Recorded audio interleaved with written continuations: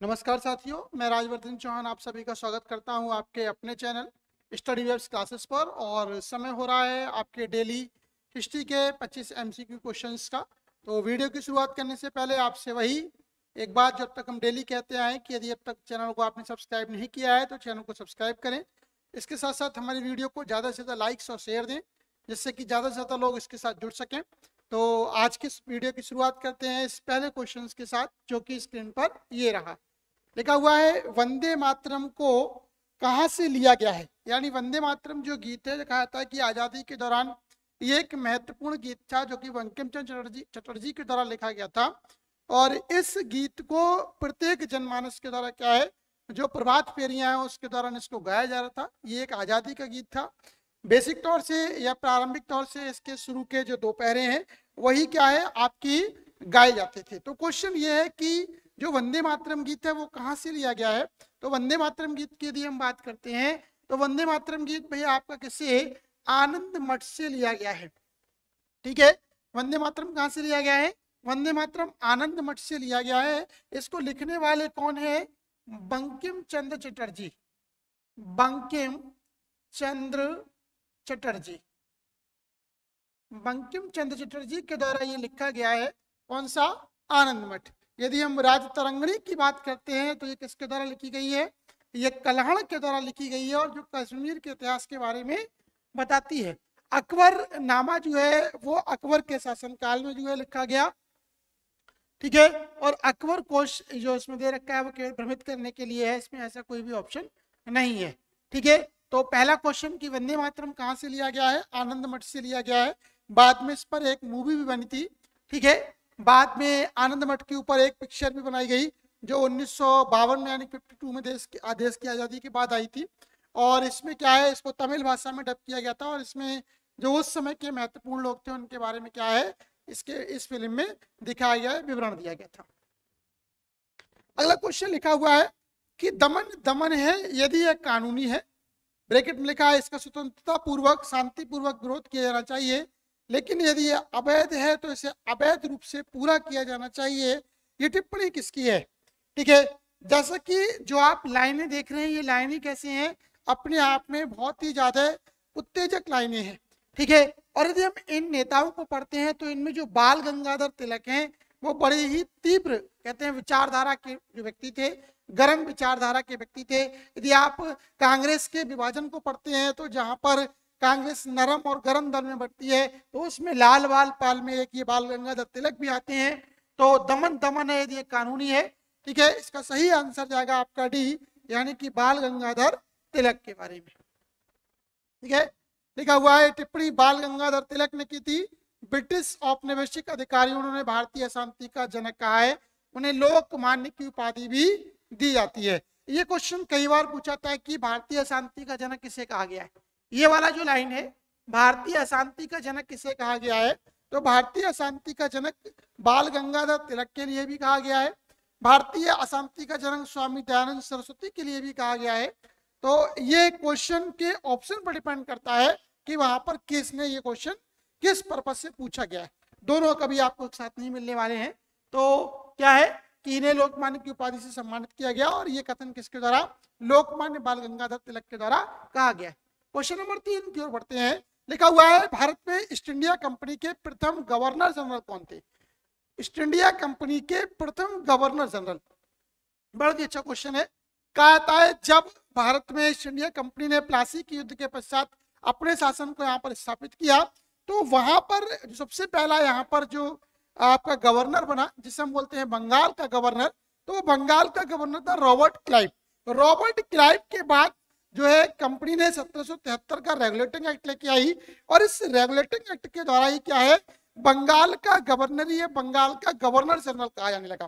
तो यदि हम बंगाल के गवर्नर जनरल की बात करते हैं और बंगाल किसमें है, भारत में ही है, तो यहाँ पर बंगाल का गवर्नर जनरल ही क्या है, भारत का गवर्नर जनरल हो गया। यदि आपसे क्वेश्चन पूछा जाए कि भारत का पहला गवर्नर जनरल कौन है, तो 1773 के रेगुलेटिंग एक्ट के द्वारा अपॉइंट किया गया वॉरेन हेस्टिंग्स भारत का पहला गवर्नर जनरल था। ठीक है, यहाँ पर ऑप्शन दे रखा है वॉरेन हेस्टिंग्स के बारे में। ठीक है, रॉबर्ट क्लाइव क्या है, रॉबर्ट क्लाइव बंगाल का पहला गवर्नर, बंगाल का पहला गवर्नर। सही है। अगर यहां पर एक क्वेश्चन आता है, Warren Hastings east India company का प्रथम गवर्नर जनरल तो है ही, इसके साथ साथ ये बंगाल का आखिरी गवर्नर भी है। अगर आपसे क्वेश्चन पूछा जाए बंगाल का अंतिम गवर्नर कौन है, तो बंगाल का अंतिम गवर्नर आपका वारेन हेस्टिंग्स ही आता है, लेकिन प्रथम गवर्नर जनरल आता है तो भी वारेन हेस्टिंग्स आता है। आगे बढ़ते हैं। इसी के समय में थोड़ा सा बता दूं आपको कि 1773 का रेगुलेटिंग एक्ट आया। इसी के समय में जो है वो सुप्रीम कोर्ट की स्थापना की गई। सुप्रीम कोर्ट की स्थापना, ठीक है, द्वैत व्यवस्था को जन्म दिया, यानी कि जो राजस्व और जो न्याय के क्षेत्र है वो कंपनी ने अपने हाथ में लिए। वो किसके समय में, वो भी इसी के समय में हुए थे। किसके? हेस्टिंग्स के समय में। डिस्क्रिप्शन में लिखा हुआ देखिएगा, लिखा हुआ है कि भारत में ईस्ट इंडिया कंपनी के पहले गवर्नर जनरल वारेन हेस्टिंग्स थे। उन पर भ्रष्टाचारों का आरोप लगाया गया। 1787 में उन पर महायोग चला, लेकिन कहा था कि लगभग 10 वर्ष के मुकदमे के पश्चात 1895 के समथिंग हुए उन्हें इस महाभियोग से बरी कर दिया गया। महत्वपूर्ण योग्यताओं से यह व्यक्ति लैस था। कंपनी में एक साधारण सैनिक के रूप में भर्ती हुआ और बाद में क्या है, अपनी योग्यता के दम पर भारत में सर्वोच्च पद यानी कि गवर्नर जनरल के पद को आसीन किया। और इस प्रकार ये एक महत्वपूर्ण योग्यताओं से कहते हैं कि जो भरे हुए व्यक्ति थे, जिन्होंने भारत में ईस्ट इंडिया कंपनी के शासन के प्रचार प्रसार में अपनी महत्वपूर्ण भूमिका को निभाया था। ठीक है, लिखा हुआ है इनके लिए कि एक क्लर्क के रूप में आए थे और 1750 में कलकत्ता पहुंचे थे। ठीक है, इन्होंने पोर्टलैंड के ड्यूक और कवि विलियम काउपर के साथ मुलाकात की। ठीक है, कहां पर? लंदन के वेस्टमिंस्टर स्कूल में, जो कि उस समय का एक फेमस स्कूल था। लिखा हुआ है निम्नलिखित में से किसने तीनों गोलमेज सम्मेलनों में भाग लिया? बहुत ही अच्छा क्वेश्चन है। तीनों गोलमेज सम्मेलन कब हुए? पहला गोलमेज सम्मेलन 1930 में, दूसरा 1931 में और तीसरा 1932 में। तो तीनों गोलमेज सम्मेलन की यदि बात होती है तो डॉक्टर भीमराव अंबेडकर को ही श्रेय आता है कि उन्होंने तीनों गोलमेज सम्मेलनों में भाग लिया है। किसने? डॉक्टर भीमराव अंबेडकर ने। सही है। अब पूछा है दूसरे में किसने भाग लिया था? तो दूसरे में तो ये भी थे, लेकिन महात्मा गांधी ने किस गोलमेज सम्मेलन में भाग लिया था? तो महात्मा गांधी ने दूसरे गोलमेज सम्मेलन में भाग लिया था। और कहा जाता है कि एसएस राजपूताना नामक जहाज से, एसएस राजपूताना जहाज से ये कहां गए थे? लंदन गए। ठीक है, ये तीनों जो गोलमेज सम्मेलन है, ये जो गोलमेज सम्मेलन है कहां पर हुए हैं? ये तीनों गोलमेज सम्मेलन लंदन में हुए हैं। कब कब? 1930 में, 31 में और 1932 में। तो ये तीनों गोलमेज सम्मेलन 1930, 1931 और 1932 में आयोजित किए गए। और किसके द्वारा? ये पहले में आपके कहा जाता है कि डॉक्टर भीमराव अंबेडकर गए, दूसरे में भी गए, तीसरे में भी गए, लेकिन जो दूसरा वाला है वो महत्वपूर्ण है क्योंकि इसमें गांधी जी भाग लेने गए थे। तीसरे गोलमेज सम्मेलन का कांग्रेस के द्वारा बहिष्कार कर दिया गया। दूसरे गोलमेज सम्मेलन में एक निर्णायक जो था, निर्णय करने वाला था, लेकिन मोहम्मद अली जिन्ना जो कि अंग्रेजों के भड़काने में आ गए थे और उनके कारण ये गोलमेज सम्मेलन जो है वो रद्द हो गया था। ठीक है, लिखा हुआ है कि डॉक्टर भीमराव अंबेडकर ने सभी तीनों सम्मेलनों में भाग लिया। 30, 31, 32 में ये तीनों सम्मेलन आयोजित हुए। वह एक महान न्यायविद, अर्थशास्त्री, राजनीतिक और समाज सुधारक थे, जिन्होंने दलित बौद्ध आंदोलन को प्रेरित किया और अछूतों के प्रति सामाजिक भेदभाव के खिलाफ अभियान चलाया। वह स्वतंत्रता के बाद पहले कानून और न्याय मंत्री और भारत के संविधान के प्रमुख सलाहकारों में से एक थे। चलिए आगे बढ़ते हैं। लिखा हुआ है इंडियन नेशनल आर्मी INA अस्तित्व में आई थी। यदि इंडियन नेशनल आर्मी की हम बात करते हैं तो सेकेंड वर्ल्ड वॉर के दौरान ये जो आर्मी थी वो अस्तित्व में आई थी और ये आई थी जापान में। जापान में कहता है कि जब 40,000 भारतीयों को जापानी सेना के द्वारा बंदी बना लिया गया था, तो बाद में यही 40,000 लोगों को मिलाकर क्या है, जापान में इसी यानी कि INA का गठन किया गया। ठीक है, INA के गठन में जो कैप्टन मोहन सिंह है और रास बिहारी बोस का जो है मुख्य योगदान आता है। और इसमें लिखा हुआ है, सॉरी इंडियन नेशनल आर्मी का गठन कहां पर? इंडियन नेशनल आर्मी का गठन सिंगापुर में किया था। जापान में तो आपके नेताजी सुभाष चंद्र बोस पहुंचे थे, सॉरी क्षमा प्रार्थी हैं।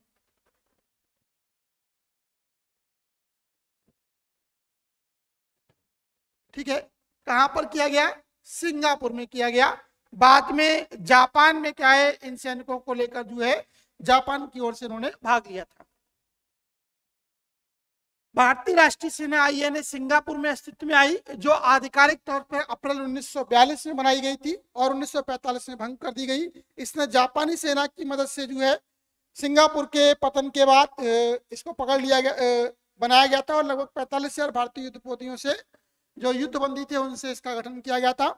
15 फरवरी 1942 को जो है मजबूत 15 फरवरी 1942 को सिंगापुर के पतन के बाद इनके लिए पकड़ लिया गया था। फुजीवारा और मोहन सिंह ने पहली बार 45,000 जो है इन मजबूत ब्रिटिश भारतीय युद्धबंदियों को संबोधित किया था। ठीक है, फुजीवारा कौन थे? उस समय जापान के जो थे एक महत्वपूर्ण व्यक्ति थे और कैप्टन मोहन सिंह भारत की ओर से इस सेना का गठन करने वालों में एक थे। भारतीय राष्ट्रीय कांग्रेस के निम्नलिखित में थे किस अधिवेशन में स्वराज शब्द की मांग की गई? बहुत ही इंपॉर्टेंट क्वेश्चन है। भारतीय राष्ट्रीय कांग्रेस के किस अधिवेशन में स्वराज शब्द की मांग की गई? ठीक है, तो लाहौर का जो अधिवेशन है 1929 का, ठीक है, लाहौर का जो अधिवेशन है 1929 का अधिवेशन, इसमें जवाहरलाल नेहरू के द्वारा जो है पूर्ण स्वराज की मांग को रखा गया। ठीक है, इसी अधिवेशन में कांग्रेस के द्वारा रावी नदी के तट पर जो है 31 दिसंबर के लिए झंडा फहराया गया और वहीं पर जनगण मन के लिए गाया गया। ठीक है, तो इसीलिए जो है यहाँ पर जो है कहता है कि स्वराज शब्द की मांग किसमें की गई थी? लाहौर अधिवेशन में। लिखा हुआ है भारतीय राष्ट्रीय लाहौर कांग्रेस का अधिवेशन 1929 में लाहौर में हुआ, इसी में स्वराज की मांग की गई। इसका संचालन हमारे पहले प्रधानमंत्री पंडित जवाहरलाल नेहरू के द्वारा किया गया था। यह उस समय की सबसे बड़ी राजनीतिक पार्टी थी, भारतीय राष्ट्रीय कांग्रेस पार्टी, जो कि राष्ट्रीय अगर राजनीति की बात करते हैं तो शीर्ष पर थी। कांग्रेस नेता प्रसिद्ध कवि हसरत मोहानी ने 1921 में अखिल भारतीय कांग्रेस फोरम से अंग्रेजों से पूर्ण स्वतंत्रता का अनुरोध करने वाले पहले कार्यकर्ताओं में से एक थे। तो एक क्वेश्चन यह भी आता है कि स्वराज शब्द की जो मांग सबसे पहले किसके द्वारा की थी? हसरत मोहानी के द्वारा इस शब्द को रचा गया था।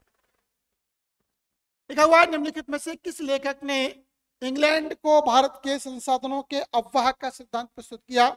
बहुत ही इंपॉर्टेंट क्वेश्चन। ये दादा भाई नेहरूजी के द्वारा जो है ड्रेन ऑफ वेल्थ की थ्योरी का प्रतिपादन किया गया। दादा भाई नेहरूजी ने अपनी इस थ्योरी में बताया कि अंग्रेज कैसे भारतीय रुपए को ब्रिटेन ले जा रहे हैं और वहां पर वो कच्चे माल को पुनः तैयार करके पुनः भारत में बेच रहे हैं। इस प्रकार भारत का हर तरीके से जो रुपया है वो ब्रिटेन के लिए पहुंच रहा है और भारत अत्यंत निचले स्तर की ओर यानी गरीबी की ओर जो है बढ़ता चला जा रहा है। ठीक है, डिस्क्रिप्शन में लिखा हुआ है कि वो पहले व्यक्ति थे जो कि ब्रिटिश सांसद बने, यानी कि ब्रिटिश पार्लियामेंट में अपॉइंट बने पहले व्यक्ति। एल्फिस्टन इंस्टीट्यूट में 1850 में प्रोफेसर बनने वाले पहले भारतीय। ठीक है, a grand old man of India के नाम से उनको जाना जाता है। भारतीय राष्ट्रवाद के पिता के रूप में जाने जाने वाले व्यक्ति शिक्षक, कपास व्यापारी और सामाजिक नेता भी थे। भारतीय स्वतंत्रता संग्राम के दौरान, ठीक है, भारतीय स्वतंत्रता संग्राम के दौरान 13 अप्रैल 1919 को अमृतसर के जलियांवाला बाग में एक निहत्थी भीड़ किसकी गिरफ्तारी के विरोध में एकत्रित हुई थी? ये क्वेश्चन है अगला, तो बड़ा ही इंपॉर्टेंट। 13 अप्रैल 1919 ये वो दिन है जो भारतीय इतिहास में एक काले दिन के रूप में जो लिखित है। कहा था कि इसी दिन 13 अप्रैल 1919 को जलियांवाला बाग जो कि पंजाब के अमृतसर में है, वहां पर जनरल डायर के द्वारा जो है गोलीकांड का आदेश दिया गया और इस गोलीबारी में लगभग 1000 से ज्यादा भारतीय मारे गए। 5000 से ज्यादा की भीड़ उस पार्क में मौजूद थी और निकलने का एक छोटा सा मार्ग था जो अंग्रेजों के द्वारा बंद कर दिया गया। दिन था बैसाखी का और लोग इकट्ठे हुए थे अपने दो महत्वपूर्ण नेताओं यानी कि सैफुद्दीन किचलू और सत्यपाल मलिक की गिरफ्तारी का विरोध करने के कारण। ठीक है, तो ये दो नेता थे, डॉक्टर सैफुद्दीन किचलू और डॉक्टर सत्यपाल मलिक। इनके विरोध में कहा जाता है कि जलियांवाला बाग हत्याकांड, जो जलियांवाला बाग है वहां पर यह भीड़ एकत्रित हुई थी और इसी में जनरल डायर के द्वारा गोलीबारी का आदेश दिया गया और हजारों निहत्थे लोग इस गोलीबारी में मारे गए थे। इतिहास में बहुत ही महत्वपूर्ण घटना कि ये घटना जिस समय हुई, ठीक है, उस समय शासनकाल किसका था? उस समय भारत का वायसराय था लॉर्ड चेम्सफोर्ड, ठीक है। तो चेम्सफोर्ड के शासनकाल में घटना हुई।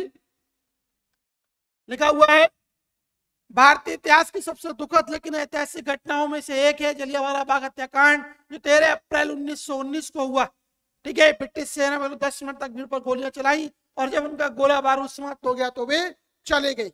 यानी कि संभवतः यदि गोला बारूद समाप्त ना होता तो वो शायद और गोलाबारी कर रहे होते, ठीक है।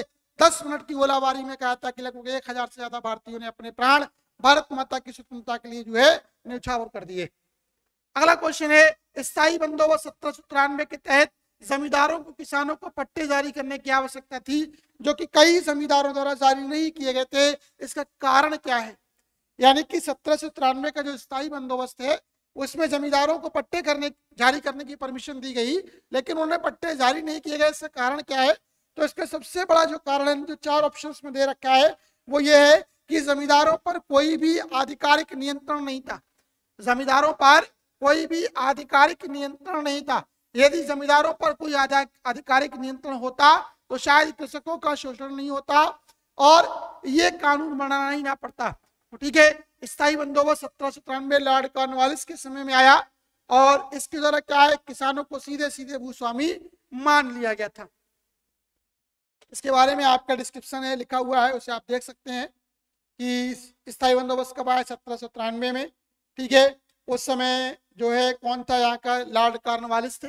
यहाँ पर ये चार्ल्स कॉर्नवालिस ने, ये जो है यहाँ पर लॉर्ड कॉर्नवालिस था, ठीक है। इसकी अध्यक्षता में कंपनी के द्वारा जो प्रशासन संपन्न किया गया। बाद में इसी को कॉर्नवालिस कोड के नाम से भी जाना जाता है। अगर क्वेश्चन पूछा जाए कॉर्नवालिस कोड क्या है, तो कॉर्नवालिस कोड 1793 में आया, स्थायी बंदोबस्त है। लिखा हुआ है निम्नलिखित में से किस नेता ने 1920 के अहमदाबाद अधिवेशन में कांग्रेस के लक्ष्य के रूप में पूर्ण स्वतंत्रता को अपनाने का प्रस्ताव रखा? ठीक है, तो यह प्रस्ताव रखा गया था भैया गांधी जी के द्वारा। किसके द्वारा? महात्मा गांधी के द्वारा, ठीक है। मोहनदास करमचंद गांधी के द्वारा जो है इस प्रस्ताव को रखा गया, ठीक है। यह प्रस्ताव क्या था? यह प्रस्ताव ये था कि 1920 के अधिवेशन में गांधी जी ने कहा कि भारतीयों के लिए क्या है, अब पूर्ण स्वतंत्रता की ओर अपने जो है जो लक्ष्य है उसकी ओर कदम बढ़ा देना चाहिए। अब हमें पूर्ण स्वतंत्रता जो है प्राप्त करने का सही समय आ गया है, ठीक है।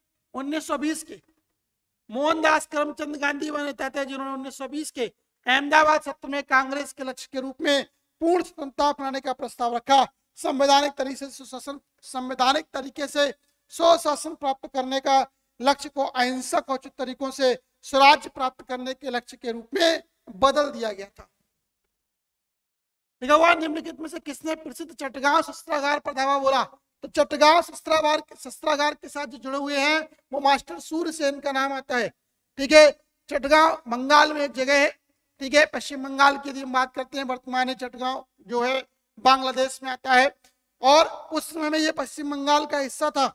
वहीं पर चटगांव जो है शस्त्रागार डकैती कांड हुआ। भारतीयों के जो भारतीय क्रांतिकारी हैं उनके लिए शस्त्रों की आवश्यकता थी, बारूद की आवश्यकता थी, गोलियों की आवश्यकता थी। इसीलिए मास्टर सूरसेन ने क्या है कि चटगांव में जो अंग्रेजों का शस्त्रागार है उसके लिए लूट लिया और एक बड़ी मात्रा में क्या है वहां से आयुध भंडार को ले जाने में ये कामयाब रहे। देखो 18 अप्रैल 1930 को ये घटना कब हुई? 1819-30 को, 18 अप्रैल 1930 को बंगाल प्रेसिडेंसी के चटगांव शस्त्रागार से, ठीक है। इस रूस में कम्युनिस्टों द्वारा वैचारिक रूप से अधिक प्रभावित थे, यानी कि जो सूरसेन है वो रूस के कम्युनिस्टों के द्वारा ज्यादा प्रभावित थे और उनके साथ भारतीय स्वतंत्रता संग्राम के जो नेता हैं, जो आंदोलनकारी हैं, उन्होंने चटगांव के शस्त्रागार पर धावा बोला और वहां से क्या है बड़ी मात्रा में गोला बारूद को लूट लिया। क्वेश्चन नंबर 12, अखिल भारतीय मुस्लिम लीग की लंदन शाखा की स्थापना 1908 में किसकी अध्यक्षता में हुई थी? ठीक है, पूछा गया है अखिल भारतीय मुस्लिम लीग की लंदन शाखा की स्थापना 1908 में, ठीक है। तो इसका आंसर है अमीर अली, ठीक है। कौन? अमीर अली की अध्यक्षता में इसकी स्थापना की गई थी। डिस्क्रिप्शन देखिएगा लिखा हुआ है 1908 में लंदन में एक शाखा अमीर अली की अध्यक्षता में स्थापित की गई। यह मुस्लिम लीग की एक शाखा थी जिसने पाकिस्तान की स्थापना के लिए शक्तिशाली वकालत की। 1947 में ब्रिटिश साम्राज्य द्वारा ब्रिटिश भारत के विभाजन का सफलतापूर्वक नेतृत्व होने के पश्चात, ठीक है, इसको शुरू किया गया। यह 1937 तक एक कुलीन संगठन बना रहा जब नेतृत्व ने मुस्लिम जनता को लामबंद करना शुरू किया और लीग तब एक लोकप्रिय संगठन बन गया। ठीक है, यानी कि जो मुस्लिम लीग थी वो शुरुआत में एक सामाजिक आंदोलन था, लेकिन बाद में जब जनता को इसमें पार्टिसिपेट करना शुरू किया गया तो बाद में एक महत्वपूर्ण आंदोलन में से एक बन गया। ठीक है, हुआ निम्नलिखित में से कौन 1937 में अखिल भारतीय राज्य पीपुल्स सम्मेलन के अध्यक्ष थे? ठीक है, जयप्रकाश नारायण, जवाहरलाल नेहरू, शेख अब्दुल्ला, सरदार वल्लभ भाई पटेल।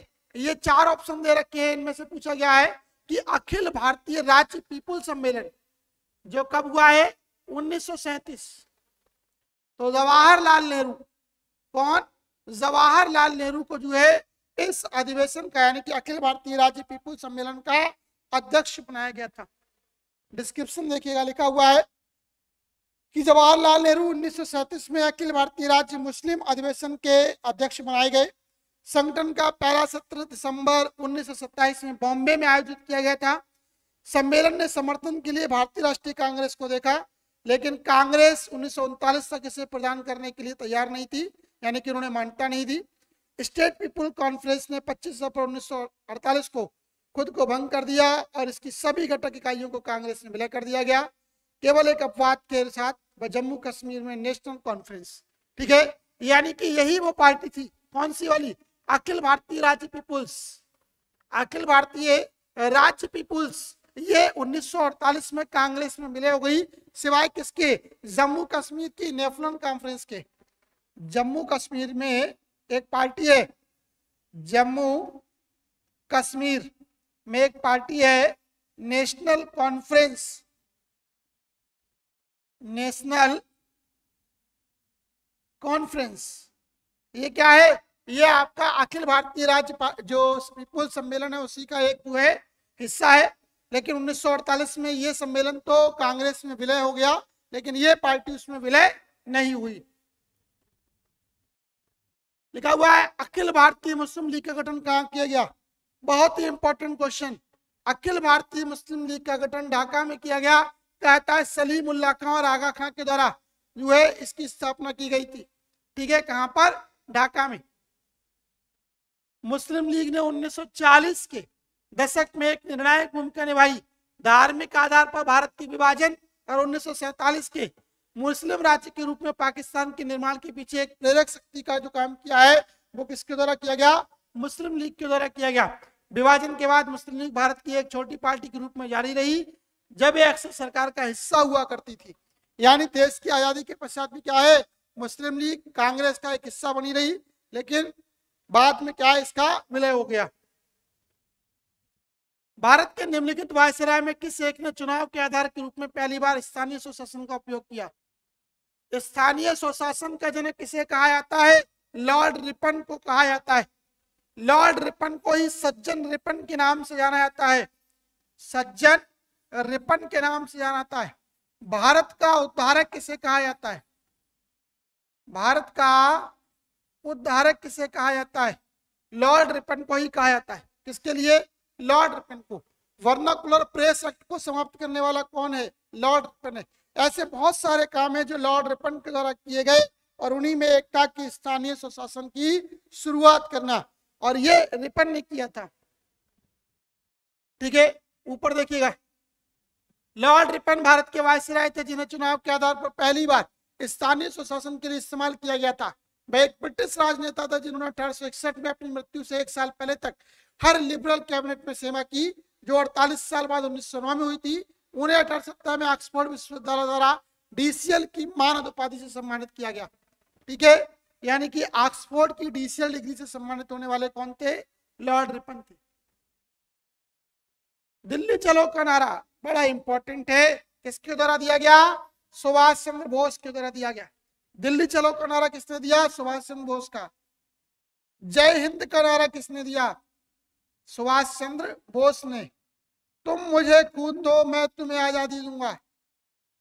तुम मुझे खून दो मैं तुम्हें आजादी दूंगा, मैं तुम्हें आजादी दूंगा का नारा किसने दिया था? नेताजी सुभाष चंद्र बोस के द्वारा ही दिया गया था। ठीक है, इन्हीं के द्वारा फॉरवर्ड ब्लॉक की स्थापना की गई। जापान, जब ये सिंगापुर से जापान होते हुए क्या है, ये आजाद हिंद फौज का इन्होंने जो है नेतृत्व किया, और वर्मा से होते हुए जो है ये भारत में इन्होंने प्रवेश किया।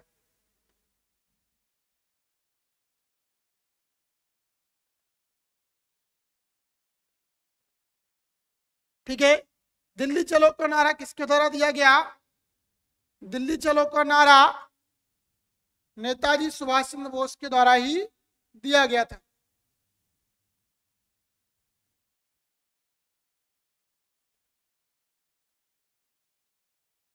लिखा हुआ है, निम्नलिखित में से किसने 1829 में सती प्रथा के उन्मूलन में महत्वपूर्ण भूमिका निभाई है?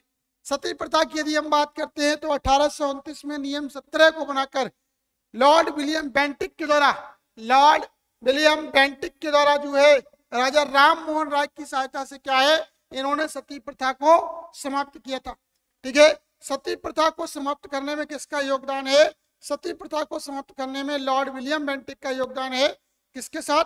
राजा राम मोहन राय के साथ मिलकर। ठीक है, डिस्क्रिप्शन देखिएगा, लॉर्ड बेंटिक ने 1829 में सती प्रथा के उन्मूलन में महत्वपूर्ण भूमिका निभाई थी। ये एक प्राचीन हिंदू प्रथा थी जिसके अनुसार पत्नी पति की चिता पर खुद को जलाती थी। यह प्राचीन भारतीय भाषा के बाद के शब्द सत्य से लिया गया, जिसका अर्थ सत्य। सती शब्द हमेशा हिंदू देवी सती से जुड़ा हुआ है। हिंदू पौराणिक कथाओं में सती भगवान शिव की पत्नी थी जिन्होंने खुद को पवित्र चिता में भस्म कर लिया था। ठीक है, तो सही आंसर था 3, यानी कि लॉर्ड विलियम बेंटिक। लिखा हुआ है, भारत के औपनिवेशिक काल में निम्नलिखित में कौन सा अन्य 3 का परिणाम था? ठीक है, तो भारत में कह रहा है कि किसका, जो ये 4 ऑप्शन है इनमें एक परिणाम है और 3 कोशिश है। देखो, मिशनरी गतिविधियां, शिक्षा का प्रसार और मध्यम वर्गों के उदय के साथ ही क्या है, भारत में एक नया चीज देखने को मिलती है, और वो मिलती है 19वीं सदी के सुधार आंदोलन। ठीक है, नया आंदोलन कब शुरू होगा? नया आंदोलन तब शुरू होगा जब लोगों के पास एजुकेशन होगी, शिक्षा होगी, और ये शिक्षा किसके द्वारा दी गई? मिशनरी गतिविधियों के द्वारा प्रारंभ में दी गई। ठीक है, मध्यम वर्गों का उदय हुआ, और मध्यम वर्गों के उदय के साथ ही क्या है, नए नए धार्मिक आंदोलनों का, सामाजिक आंदोलनों का शुभारंभ हुआ।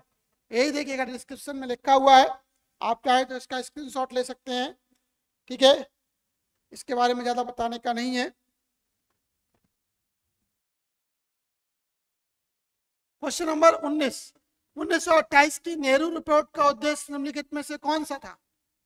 नेहरू रिपोर्ट का जो रिपोर्ट है उसका एक उद्देश्य था, और वो था क्रांति के माध्यम से भारत के लिए स्वतंत्रता प्राप्त करने के लिए एक योजना तैयार करना। सही है, बाकी के 3 ऑप्शन जो इसमें दे रखे हैं, भारत के लिए संविधान का मसौदा तैयार करने के लिए, क्रांति नहीं सॉरी, इसमें जो आपका सही आंसर है पहला वाला ए, इसमें सही आंसर है आपका ए।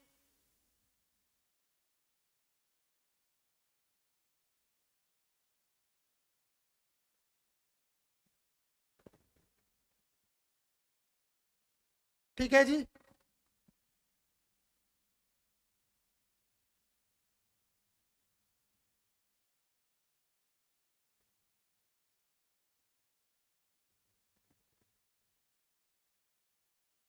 सही आंसर जो है इसमें वो है आपका ए। 1928 की जो नेहरू रिपोर्ट है वो क्या है, भारत के लिए एक संविधान मसौदे को तैयार करने के लिए गठित की गई, और ये जवाहरलाल नेहरू की अध्यक्षता में किया गया था। भारत के लिए संविधान का मसौदा तैयार करना 1928 की नेहरू रिपोर्ट का एक उद्देश्य था। इसे मोतीलाल नेहरू की अध्यक्षता में सर्वदलीय सम्मेलन की समिति के द्वारा बनाया गया, जिसमें उनके बेटे जवाहरलाल नेहरू सचिव थे। इस कमेटी में 9 सदस्य थे। रिपोर्ट का मुख्य तत्व यह था कि कोई राज्य धर्म नहीं होगा, पुरुषों और महिलाओं को नागरिकों के समान अधिकार होंगे, अतः विकल्प 1 सही है। 20, निम्नलिखित में से 3 नवंबर 1945 में राजा सम्राट के खिलाफ युद्ध छेड़ने का आरोप लगाया गया था, वह कौन नहीं थे? देखो, कर्नल शाहनवाज खान, कैप्टन सहगल और लेफ्टिनेंट जीएस ढिल्लों पर दिल्ली के लाल किला पर एक मुकदमा चलाया गया, और मुकदमा ये था कि इन्होंने क्या है, ब्रिटिश शासन यानी कि जो ब्रिटेन के राजा है उनके खिलाफ षड्यंत्र किया है और आजाद हिंद फौज का क्या है, नेतृत्व किया है। केवल इसमें दामोदर चापेकर, विनायक दामोदर चापेकर शामिल नहीं थे। बाकी की ये तीनों कौन है, आजाद हिंद फौज के जो है क्रांतिकारी हैं, या आजाद हिंद फौज का नेतृत्व करने वाले हैं। कौन, कर्नल शाहनवाज खान, कैप्टन सहगल और कैप्टन जीएस ढिल्लों।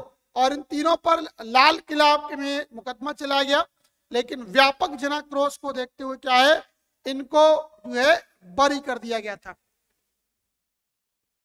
लिखा हुआ है, शाहनवाज खान, कैप्टन सहगल और लेफ्टिनेंट जीएस ढिल्लों पर नवंबर 1945 में राजा सम्राट के खिलाफ युद्ध छेड़ने का आरोप लगाया गया। केवल दामोदर चापेकर पर आरोप नहीं लगाया गया था। दामोदर का जन्म 1868 में हुआ था और उनके दादा का नाम विनायक था। इनके माता और पिता के नाम द्वारका और हरि थे। दामोदर के जन्म के समय परिवार बहुत धनी था, अतः विकल्प 4 सही है। 21वां, भारत सरकार द्वारा अभी तक प्रयोग किए जाने वाले शक संवत की शुरुआत किसने की है? तो ये शुरू किया गया था कनिष्क के द्वारा, और ये कहा गया 78 ईस्वी में, ठीक है। 78 सी में इसकी शुरुआत की गई है, ठीक है। ओ सॉरी,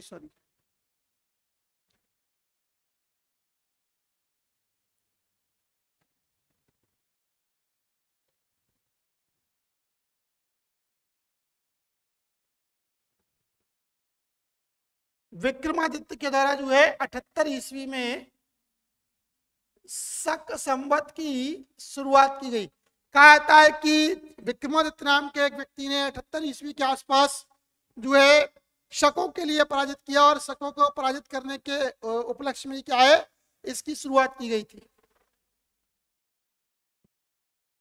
ठीक है। विक्रमादित्य ने शक युग की शुरुआत की, जो अभी तक भारत सरकार द्वारा प्रयोग किया जाता है। शक युग की शुरुआत व्यापक 78 सी में शाका पश्चिमी क्षत्रप शासक चस्ताना के उद्गम के लिए पहचानी जाती है, ठीक है। ये इसके बारे में आप जो है डिस्क्रिप्शन दे रखा हुआ है। 78 सी में कनिष्क के स्वर्गारोहण से क्या है, ये मेल खाती है, ठीक है। विक्रम संवत को ही क्या है आपका मालव संवत भी कहा जाता है।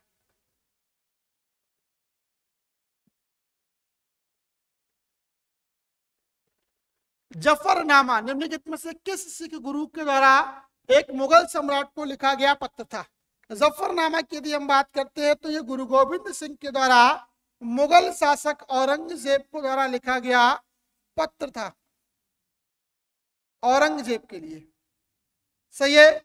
इस नामा में क्या है कि औरंगजेब के द्वारा जब गुरु के लिए इस्लाम धर्म को कबूल करने की बात कही जाती है, तो किस प्रकार से इस्लाम धर्म को कबूल किया जाएगा उसकी शर्तों का उल्लेख इस जफरनामा में किया गया है। कहा जाता है कि इसको तैयार स्वयं गुरु गोविंद सिंह ने किया था। ये 2 प्रतियों में तैयार हुआ था, और दूसरी प्रति एक दूसरे व्यक्ति के पास थी, ठीक है, जो जिसमें कहता है कि एक प्रति बाबू जगन्नाथ के द्वारा बनाई गई थी, ठीक है। यह प्रति किसी तरह खो गई थी। इस पत्र में गुरु गोविंद सिंह औरंगजेब की याद ताजा करते हैं कि उन्होंने और उनके गुरुओं ने कुरान की कसम खाई थी, ठीक है। जफरनामा चमकौर की लड़ाई के बाद सिख गुरु गोविंद सिंह के द्वारा एक मुगल सम्राट को लिखा गया पत्र था। बुद्ध के उपदेशों का सबसे अधिक संबंध किससे है? बुद्ध के उपदेशों का सबसे अधिक संबंध विचार और आचरण की शुद्धता से है। बुद्ध का मानना है कि विचार सबसे ज्यादा पवित्र होने चाहिए, ठीक है। विचार हो और आचरण की शुद्धता ही आपके जीवन का एक महत्वपूर्ण ध्येय है, और इसी पर उन्होंने उसके द्वारा बल दिया है। डिस्क्रिप्शन में आप देख सकते हैं इसके बारे में, बुद्ध के बारे में ज्यादा बताने की आवश्यकता नहीं है। ऐसा संभवतः कोई व्यक्ति होगा जो बुद्ध के बारे में ना जानता हो, ठीक है। अहिंसा के पुजारी हैं ये तो। पोरस का क्षेत्र जिसने सिकंदर का प्रबल विरोध किया था, किसकी नदियों के बीच में स्थित है? तो पोरस का जो क्षेत्र है, ठीक है, जो पंजाब का राज्य था, झेलम और चिनाब नदियों के बीच में है, और इसने सिकंदर का जो है प्रतिरोध किया। सिकंदर के द्वारा क्या है, इसको पराजित कर दिया गया, इसको बंदी बना लिया गया, लेकिन फिर भी इसने सिकंदर के सामने क्या है, अपना आत्मसमर्पण नहीं किया, ठीक है। सिकंदर के पूछने पर कि आपके साथ क्या व्यवहार किया जाए, पोरस ने उत्तर दिया, एक राजा को एक राजा के साथ जो व्यवहार करना चाहिए वही जो व्यवहार है आपका मेरे प्रति होना चाहिए। सिकंदर ने पोरस को गले लगा लिया उसकी बहादुरी पर और कहा था कि उसके जीते हुए क्षेत्रों का उसको प्रशासक बनाकर वो है वहां से वापस लौट गया। ठीक है। अकबर के अधीन मीर बख्शी को देखभाल की आवश्यकता थी, यानी कि अकबर ने एक पद गठित किया था मीर बख्शी का, और मीर बख्शी का काम क्या था, यह है आज का आखिरी क्वेश्चन। तो मीर बख्शी के बारे में कहा जाता है ये जो हुआ करते थे सैन्य मामलों को देखने वाले हुआ करते थे। सैन्य मामलों का जो सर्वोच्च पद है वो मीर बख्शी का हुआ करता था और ये अकबर के द्वारा जो है गठित किया गया था। डिस्क्रिप्शन देखिएगा, मीर बख्शी की स्थिति मुगल साम्राज्य में सैन्य प्रशासन के प्रमुख के रूप में थी। राजा अकबर ने मनसबदारी प्रणाली की शुरुआत की जिसने मीर बख्शी के पद को परिभाषित किया। मीर बख्शी खुफिया जानकारी एकत्र करने के लिए जिम्मेदार हुआ करते थे और तदनुसार सैन्य पदोन्नति और नियुक्तियों के द्वारा लोगों की सिफारिश भी किया करते थे, यानी कि जो सेना के महत्वपूर्ण पद हैं उन पर अपॉइंटमेंट की जो जिम्मेदारी है वो मीर बख्श की हुआ करती थी। मीर बख्श राजा को गोपनीय सूचनाएं प्रदान करके इन पदों पर योग्य व्यक्तियों के बारे में जानकारी प्रदान किया करते थे। तो ये थे आज के 25 क्वेश्चंस जो कि बहुत ही महत्वपूर्ण थे। यदि आपको ये क्वेश्चंस अच्छे लगे हों, आज की हमारी वीडियो अच्छी लगी हो तो इसको लाइक जरूर करिएगा, ज़्यादा से ज़्यादा लोगों के बीच शेयर करिएगा, बेल आइकन के बटन को दबाइएगा जिससे कि जो नई नई वीडियोस हैं उनकी जानकारी आप तक समय से मिलती रहे। आज के लिए फिलहाल इतना ही, मिलते हैं अगली वीडियो में कुछ और फैक्ट्स के साथ। तब तक के लिए धन्यवाद।